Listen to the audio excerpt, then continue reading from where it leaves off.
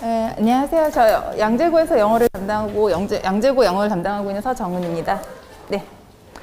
자, 이제 기본적으로 이제 양재고가 저희가 작년도부터는 조금 아이들 구성원이 좀 바뀌었습니다. 다시 말하면 서초고에서만 이제 유입되던 이제 학생들이 조금 좀 넓게 해가지고 방배 요 이수쪽까지 조금 아이들이 좀 섞여 있으면서 아이들의 좀 구성원도 바뀌었고요. 그렇게 되면서 학교 내신이라든지 그다음에 수업 내용도 조금 변화가 작년부터 좀 있었거든요.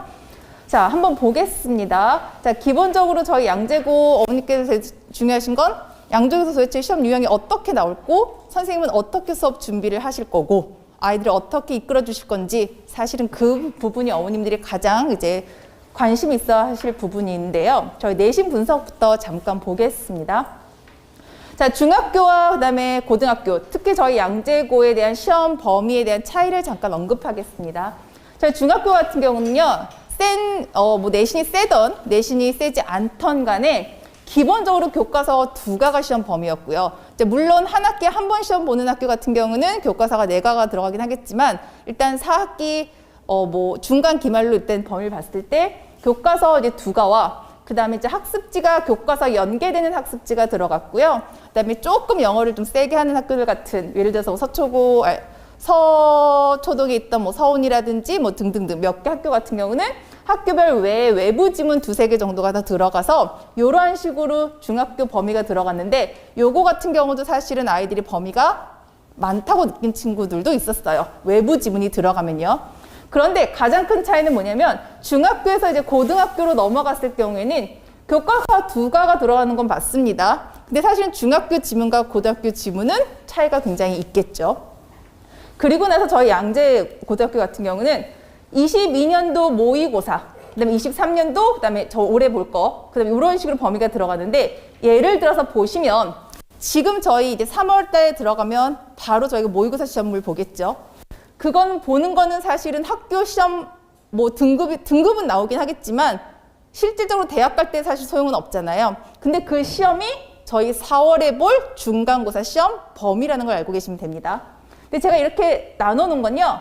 6월 같은 경우는 저희가 기말고사 보기 전에 몇 주, 한 2-3주 전에 봐요. 그러니까 요거 같은 경우는 기말고사는 작년도 6월에 들어가고요.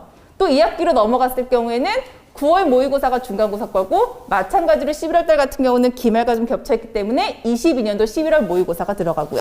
그래서 실질적으로 저희가 양재고라든지 아니면 몇몇 학교 같은 경우는 제가 이번 겨울방학 때 올해 22년도 3, 6, 9, 11 기본적으로 단어와 모의고사는 정확하게 풀리고 넘어갑니다. 왜? 양재고뿐만 아니라 모든 학교가 작년도 모의고사를 기반으로 해서 내신 출제가 많이 되기 때문이죠.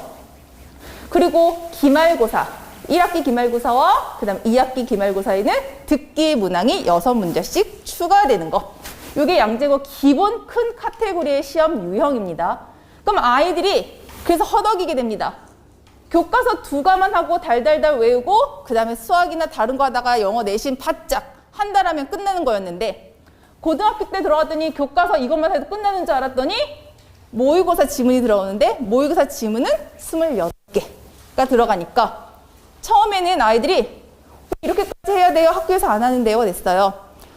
실제로 좀 잘못된 부분이긴 한데요. 재작년까지도 아니죠. 작년도 고등학교 2학년 아이들은 모의고사 들어가는 거 학교 선생님들이 수업 다 해주셨습니다. 그런데 저희 1학년들 신입 애들은요. 모의고사 수업 안 해주셨어요. 그리고 아이들끼리 그냥 조별로 묶어서 너네끼리 그룹 과제로 발표해 라고 했었습니다. 그러니까 다시 말하면 A그룹이 예를 들어서 20번 수업을 했으면 그거는 빠삭한데요. 그 윗부분은 그냥 아이들이 수업한 걸로 그냥 넘어가는 겁니다. 그 수행평가로요. 그래서 작년도 딱 3월에 들어가서 저희가 3월 말에 교과서 수업하고 모의고사 수업 해줬더니 컴플레인이 왔어요. 내신인데 왜 학교에서 내신 범위도 아닌 것들 수업을 해주시고 왜 자꾸 외우라고 하냐고요. 내신 범위라고 했더니 학교에서 수업을 안 해주신다고. 그런 얘기가 나왔었어요. 근데 실질적으로 그래서 요거를 그래도 꼼꼼히 한 친구들은 점수가 좀 제일 나왔고요. 에이, 학교에서 안 해주니까 뭐 이렇게까지 나오겠어? 라고 해서 요것만 달달달 한 친구들은 이게 딱 비중이 50%와 50%입니다. 여기에선 점수가 잘 나왔어요. 근데 여기선 점수가 안 나왔어요. 그러다 보니까 이것도 시험 범위였네? 근데 이것도 암기를 꼼꼼히 했어야 됐네 라고요. 실질적인 저도 10년 넘겠는데도 학교에서 수업을 안 해주시니까 이렇게까지 자세하고 꼼꼼하게 외워야 될까 했는데 여기도 서술형이 대부분 암기해서 쓰는 것들이 많이 나왔다 이거죠. 그래서 컴플레인 학부모들이 하실 법도 한데 작년도는 1년 내내 시험 범위에 해당이 되고 50%고 여기서도 서술형이 50% 나옴에도 불구하고 아이들이 그룹 과제로만 시키시고 수행평가로만 넘어가고요. 실질적인 수업은 교과서에서만 치중했다라고 보시면 됩니다. 그래서 작년도와 기조가 어떻게 됐던 간에 중요한 건 시험에 대한 비중은 똑같았다라고 보시면 되겠고요. 처음으로 아이들이 수업을 안 해주셨다 보니까 4월에 본 모의고사는요. 굉장히 중복답, 그 다음에 어느 정도의 이중답, 그 다음에 부분 점수 굉장히 남발해 주셨어요. 그래서 70점이 가채점이었던 애가 90점으로 막 올라가기도 해서 제가 이 친구들 중에 그러니까 사실은 높은 점수에서 내려가면 속상한데 낮은 점수에서 다 올라가다 보니까 시험 잘 본 것 같아요. 이 정도니까 완벽하게 안 해도 될 것 같아요 라고 했는데 어쨌든 아이들이 이런 시험에 익숙해지다 보니 점점 아이들 공부하는 강도는 세지겠죠. 그러다 보니 기말 2학기 때는 사실 부분 점수, 그다음에 중복답, 자다 없었습니다. 그러니까 시험에 가면서 점점점 어려워졌고요. 자, 그래서 그런 형식으로 간다 보시면 되겠고요. 자, 저희는 무조건 정해져 있습니다. 객관식 20문항, 서답, 다시 말하면 서술형이겠죠. 서답형 10문항, 이렇게 총 30문항이 나온다고 보시면 되겠습니다. 선택형 문제의 유형은요, 정해져 있습니다. 저희 양재구는. 주제문 일치 파악. 어느 학교보다도 굉장히 많이 나옵니다. 요거는 뭐다? 전적으로 수능형으로 넘어가겠죠. 그 다음에 요약문. 그 다음에 다른 학교 전반적으로 언남이라든지 아니면 서초고라든지 등등등 그 외 학교에서 안 나오는 저희 양재고에서만 나오는 영영 단어풀이 2문항. 그 다음에 순서넣기 배열, 낱말의 쓰임. 기본적으로 큰 카테고리는 수능 유형과 같습니다. 그래서 가장 중요한 거는 어쨌든 누구보다 선택형 문제를 완벽하게 맞아야지만 기본 어느 정도 3등급에서 2.5등급에서 서술형을 누가 잘하나 해서 앞에 스타트를 갈 수가 있겠죠.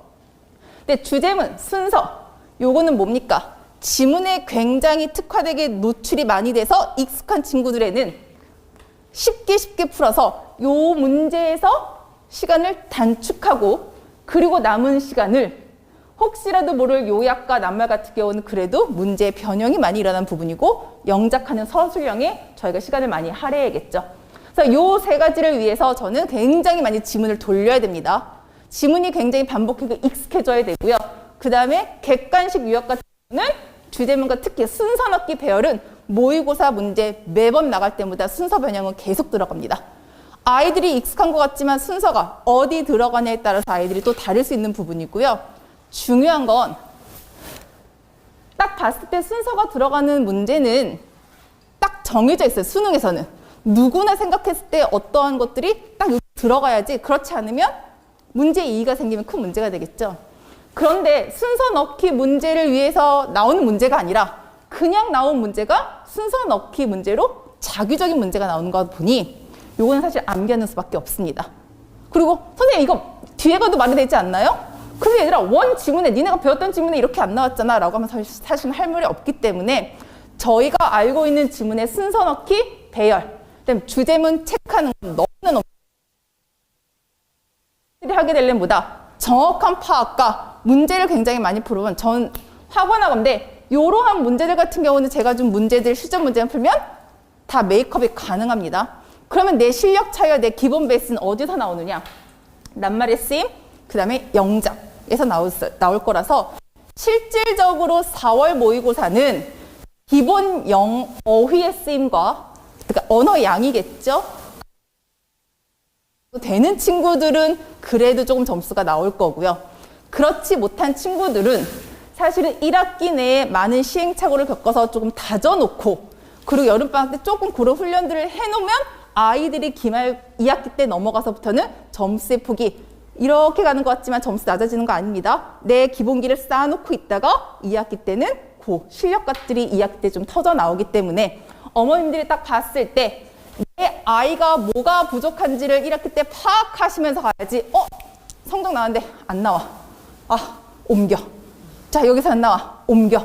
물론 스타일이 안 맞거나 서로 흐름이 안 맞으면 옮기는 거 맞죠. 그런데 내 아이가 뭐가 부족한지를 넣어서 1학기 때 동안은 사실 부족한 부분을 많이 채워 넣는 그런 과정도 중요할 겁니다. 저희 그럼 서술 논술형 문제가 어머님들이 또 학생들이 가장 궁금해하시고 좀 사실 두려워하는 문제 유형인데요.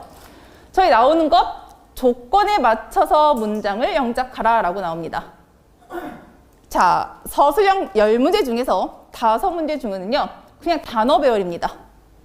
단어 배열 그러니까 별로 그렇게 어려운 것 같진 않지만 중요한 거 교과서에서 2문제는 말 그대로 단어 배열이고요. 당연히 중요한 것들만 나와서 요거는 공부를 한 친구라면 누구나 2-3문제는 맞출 수 있습니다.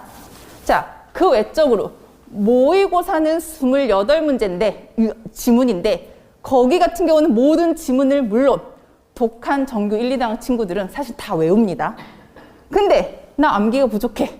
다른 과목도 해야 돼. 그런 친구들 같은 경우는 지문을 보기는 봤는데 이거를 문장 단어 배열하는 거 조금 헤맬 수 있고요. 거기에 단어를 주어주고 그 안에서 단어를 추가하거나 문법을 변형해서 영작하는 것. 그러한 식으로 2가지가 걸려있는 거, 넘어가는 거겠죠. 자, 그런 식인데 저희 작년도를 보면요. 대부분 문법 변형들이 많이 일어나서 그래서 영작을 하는 경우가 많았어서요. 저랑 또는 저가 아니더라도 그냥 여기 있는 틀을 그냥 암기하는 것보다는 이 문장이 이런 구로도 다른 식으로도 변형이 되네. 이러한 명령문 문장이 if절로도 바뀔 수 있네. 그런 변형에 대한 루트를 알아야지 그냥 판박이대로 외우다가는 서술형 한 2문제 정도는 놓칠 수가 있다는 거 아시면 되겠죠. 제대로 한번 보시면요. 자, 아까 말씀드렸던 이런 큰 카테고리에서 제목 일치, 순서 빈칸, 문법, 어휘, 영영. 자, 그런 식으로 딱 정해져 있습니다. 제목 일치, 순서 빈칸, 문법. 사실 공부하면 무조건 다 맞아야 되는 부분입니다. 여기서 틀렸으면 사실 제대로 공부 안 한 거고 수업 시간에 제대로 체크 안 한 겁니다. 왜? 문법은요. 중학교 문법은 어떻습니까? 이 챕터 오늘 이번에 관계대명사 편이야 라고 하면 관계대명사에 대한 응용 문제가 나와서 문법상 틀린 것을 옳은 것을 고르시오 라고 중학교 때 나오죠. 고등학교 때 문법 어려운 것 같지만 고등학교에서는 그렇게 나오지 않습니다. 모든 지문에 있는 문장을 그대로 옮겨 놓으면서 문법상 잘못 쓴 것을 고르시오 라고만 나옵니다. 따라서 우리가 수업을 했던 교과서나 모의고사 지문을 문법 변형해 놔서 한 번씩이라도 최소 한 번이 아니고요. 저희는 기본적으로 3번, 4번 저가 클리닉 부르거나 막판 되면요. 계속 문법 오류 잡는 것만 합니다. 그 부분에서 문법 잡는 것. 그 다음에 제목일치 순서 빈칸은 기본적으로 많이 공부를 했고 그 지문이 익숙해지면 당연히 맞아야 되는 부분인 거죠. 그런데 여기서 우리 양재고 일치에서 많이 틀립니다. 왜? 일치에서만 유독 모두 고르시오 문제가 나오기 때문이죠. 모두 고르시오 문제는 꼭은 아니지만 기본 답 3개가 최근 3년간이었습니다. 그러니까 아이들이 사실은 2개까지는 골라요. 답이 3개인지 4개인지 2개인지 혼동 착각하거나 아니면 정결등한 친구도 사실은 보니까 일치 문제에서 답은 2개 고르놓고 옮길 때 하나 옮기는 친구도 사실 있어서 어머니랑 뼈를 깎는 심정을 어떻게 이럴 수가 있느냐고 막 하긴 했었었는데 쉬운 부분인 것 같지만 우리 양재호 같은 경우는 거의 대부분 일치에서 무조건 모두 고르시오 문제가 나온다. 그러니 확실하게 이 지문이 옳고 그른지 그다음 말장난, 그다음에 국어에서 말하는 조사 그런 거에 실수 넘어가지 않게끔 꼼꼼하게 파악하는 작업들이 넘어가면 기본적으로 객관식 유형. 그 다음에 어휘 같은 경우도 어휘 2문제, 영영 2문제니까 요거 파악해 놓으시면 되는 겁니다. 그런데 어휘 같은 경우도 사실은 많이 막 갑자기 생뚱맞은 어휘는 나오진 않습니다. 하지만 기본 베이스에 깔려있는 학교에서 언급되지 않는 동의어와 유의어가 나올 수 있으니 이제 그런 것들을 이제 주의하시면서 보시면 저희 항상 얘기하죠. 정말 저 시험이 약해요. 전 영어 진짜 못해요. 5등급도 받기 힘들어요. 그럼 일단 객관식이라도 일단 만점 목표. 객관식은 뭐가 나올지 모르는 것 같지만 사실은 우리가 유추할 수 있는 문제 유형들이고 우리가 봤던 지문들에서 나오는 거기 때문에 이런 것들은 누가 더 성실히 누가 더 많이 열심히 배우냐에 공부했냐에 따라서 충분히 올릴 수 있는 영역이고요. 서술형 같은 경우는 총 10문항 중에서 마찬가지로 어법입니다. 그 지문에서 틀린 부분을 찾아서 바르게 고치시오. 틀린 거 찾는 거 2점, 맞게 고치는 거 2점. 총 4점. 그래서 2개 고치면 8점. 그런 식으로 흘러갑니다. 그러니까 객관식에서 2개, 어법에서 2문항. 총 4문항 정도에서 5문항 정도가 어법 문제에서 나온다고 보면 되겠죠. 근데 여기서요. 어법 틀린 거 밑줄 쳐 있지 않습니다. 그냥 통지문 주시고 내가 찾아 나가야 됩니다. 그러니까 사실은 조금 구분해서 아이들이 시간적으로 좀 많이 필요할 수가 있겠죠. 그 다음에 요약과 통영작. 사실 이 부분이 잘 핵심이고요. 어렵습니다. 왜? 요약은 말 그대로 선생님들이 생각해서 선생님들 말로 바꿔놓은 그 문장에서 그거를 내가 선생님들이 머릿속에 있는 그 문장을 영작하거나 선생님들이 만들어놓은 그 문장에 단어를 채워넣는 부분이기 때문에 선생님이 뭘 요구하는지를 파악해야 되겠죠. 통영작은 요 중에 3문제는 그냥 단어 배열일 테고 나머지 3문장 같은 경우는 몇 가지의 단어를 넣어서 내가 변형해서 만드는 영역이니까 사실은 요 8문장에서 내가 누가 더 열심히 점수 안 깎이냐에 따라서 1등급과 2등급이 아마 갈리게 될 겁니다. 자, 이제 그러한 형식으로 돼서 저희 양재고 이제 시험은요, 이제 그런 식으로 유형이 되는 부분이고요. 제일 중요한 건 3월달에 시작할 때는 누구나 굉장히 여유로워요. 왜? 시간이 굉장히 많이 있는 것 같거든요. 그리고 아직 학교에서는 1과 2가 나가지도 않았는데 벌써 우리랑은 1과가 나가요. 그리고 끝나지도 않았는데 다음 주 1과 테스트 보고 외우래요. 여유로운 것 같은데 3월 말 되고 하면 영어만 하는 거 아니죠. 빡센 국어가 있고요. 더 빡센 수학이 있고요. 막 여러 가지 통상 보면 다 겹쳐 있습니다. 그렇게 되면 4월 됩니다. 4월 돼서 다시 한번 교과서 반복 수업하면서 모의고사 들어가면 4월 첫째 주, 둘째 주 들어가면 아이들은 해롱해롱거립니다. 왜? 수행평가 기간이라서. 수행평가 기간이면 잠 못 자요. 뭐해요? 힘들어요.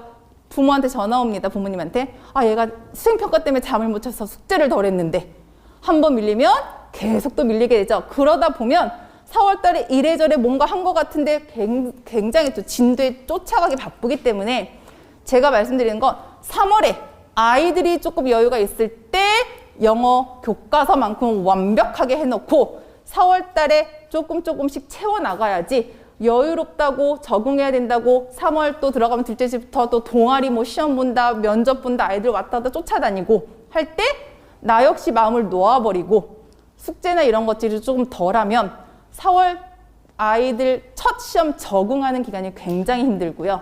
그거는 영어 때문에 다른 과목 피해볼 수 있고요. 또 다른 과목 한다고 영어 놓칠 수 있고요. 근데 아시죠? 밸런스가 안 맞으면 겉에 보이는 등급은 사실은 별로 좋지 않기 때문에 3월이 어떻게 보면 가장 여유롭게 보낼 수 있는 친구들과 굉장히 빡세게 보낼 수 있는 친구들 그 2가지에서 어떤 시소게임을 하실지는 반드시 그 학생들과 부모님들이 체크하셔야 됩니다. 자, 기본적으로 제가 말씀드린 거는 100점 포인트는 그겁니다. 지문 너무나 많아요. 근데 그 지문 누가 먼저 빠르게 확실하게 내용과 문법을 파악하느냐. 이제 그게 중심입니다. 중학교 때까지는 몇몇 소수 아이들 빼고는 시간적인 부족을 호소하는 친구들은 별로 없어요. 그런데 고등학교 때는 아이들이 시간이 너무 부족해요라는 얘기를 굉장히 많이 합니다. 그 말은 지문에 대한 노출이 적기 때문이니까요. 확실한 내용과 문법을 파악해서 매번 계속 반복해서 시험 보고 노출되는 그것들을 보면 수업합니다. 그 다음 시간에 복습하지요. 그리고 시험 테스트 3번 들어가지요. 근데 막판에 한 번 정리하죠. 그리고 그 전날 직보하지요. 그러면 수업 내용만 따르면 최소한 똑같은 집을 7번 보는 거고요. 그 7번을 집에 가서 복습하면 사실은 최소 14번은 보게 되는 거죠. 기본적으로 10번 이상은 봐야지 그 지문을 봤을 때 이거구나라고 탁탁탁 넘어가지 아이들이 한두 번 본 걸로 넘어가진 않습니다. 특히나 제가 말씀드렸죠. 작년도는 모의고사 학교에서 수업해 주지 않으셨다. 따라서 학교 수업만 가지고는 절대로 따라갈 수 없으니 내가 의도적으로 그 지문을 노출하지 않으면 영어는 시험 볼 때도 낯선 지문이 될 수 있더라. 제일 우선 반복이 제일 중요한 겁니다. 그 반복이 되려면 시간 싸움이 필요한 겁니다. 똑같은 한정한 내에 내가 잘 거 다 자고 학원 쫓아다닐 거 다 쫓아다니고 제일 중요한 내 공부를 챙기려면 어떠한 시간에 숙제가 그냥 보고 베끼는 수준이 아니라 정말 반복적으로 내가 정말 눈과 머리와 귀로 입으로 계속 반복할 수 있는 것들, 그런 것들 봐주셔야 됩니다. 제가 순서 문제 계속 줍니다. 문법 오류 문제 계속 줍니다. 요거는 사실은 답지 없어도요, 교과서 지문 보면 당연히 다 나와요. 아이들이 저랑 수업하는 친구들, 남자이고 여자이고 간에 숙제가 밀린 친구는 있지만 숙제를 안 해오는 친구는 없어요. 왜? 숙제 안 하면 그 다음 시간에 오거나 평일에 반드시 와야 되거든요. 그러니까 숙제는 해와요. 그런데 다 맞아요. 그리고 열심히 해요. 굉장히 성실해요. 근데 시험 성적은 좋지 않아요. 그 친구들 대부분보다 베껴오는 거죠. 근데 그 베끼는 게 나쁜 마음이 아니라 모르니까 한 번 보고 한다는 거예요. 근데 잘하는 친구들은요, 모르는 게 있으면 이렇구나 하고 외워서 자기 건데, 모르는 친구들은 그냥 외우고 이유도 모르고 외우거나 아니면 그 당시에 숙제를 해야 하기 때문에 그냥 연결고리 외우는 친구들이 많겠죠. 그래서 저랑 어머님들이랑 가장 중요하게 이제 숙제하는 것들에서 저희가 계속 봐야 될 거, 얘가 알고서 하는 건지, 그 반복하는 것조차도 아이들이 그냥 암기식으로 생각 없이 암기하는 건지, 아니면 눈속임으로 어쨌든 숙제는 해야 되니까 하는 건지, 그런 걸 파악해서 사실 3월 달에 학생과 저가 서로 파악하는 것들이, 그 파악하는 시간이 좀 짧아서 아이들 이렇게 쥐어짜거나 자꾸 독려하거나 동기부여하는 게 사실 가장 중요한 부분이겠죠. 자, 수업부 문법은 항상 테스트는 이렇습니다. 첫 번째, 선택형 문제로 아이들이 얼마만큼 잘하고 있느냐. 실질적으로 요거는 저희 교과서 1과 지문입니다. 처음에는 이렇게 들어갑니다. 수업하고 끝나고요. 바로. 쉬는 시간 한 10분 정도 주고요. 왜냐면 수업 때는 다 초롱초롱 보고 있어요. 근데 그 초롱초롱 보고 있는 것도 아이들이 그 시간에 얼마나 집중을 했는지 선택형으로 한번 체크해 들어가고요. 자, 그 다음 시간에는 문장을 주고서 틀린 부분을 고치게끔 유도시키고요. 그리고 지금 저희 보면 객관식 문법도 보면 사실은 1번, 2번, 3번 놓여져서 어떤 게 더 맞냐, 서술형 이런 식으로 통으로 주고서는 틀린 단어를 2개 찾아서 고르시오, 이런 식으로 나오는 거니까 아이들한테 이제 어떤 식으로 객관식 문장으로 선택형으로 한번 문법을 한번 고쳐보게 하고 통으로 고쳐보게 하고 이런 유형들로 넘어가시면 되겠죠. 그래서 다음과 같은 경우는 지금 나와 있는 것들 다 이런 유형으로 들어간다라는 거 한번 보고 있으시면 되겠습니다. 그래서 수업 때는요, 기본적으로 주제는 제가 모든 지문에서 주제, 수업 중 다 필기 해줍니다. 그것만 놓치고 있지 않으시면 되고요. 실질적으로 이 주제 같은 경우는 제가 필기한 부분에서 대부분 나오기 때문에 주제는 딱 봤을 때 이 지문이 무엇인지 수업 중 필기 반드시 그 지문 위에 있는 그 주제 보시면 됩니다. 일치 순서는 말씀드렸죠. 계속 반복이라고요. 그다음에 영작 같은 경우는 기본적으로 문장 암기 테스트는 봅니다. 물론 100% 똑같이 나온다 하지 않으라도 그래도 아이들이 시험 보는 기본 마인드는 암기하고 넘어가야겠죠. 암기를 해야지 그 안에서 변형이 되는 거지.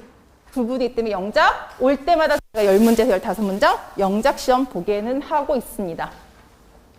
그래서 수업 구성 같은 경우를 보시면 일단 기본적으로 봤을 때 오자마자 숙제 내고요. 테스트는 뭐다? 그 전 시간에 제가 암기하라고 찝어뒀던 10개에서 15개 문장 암기해서 테스트 보게 하고요.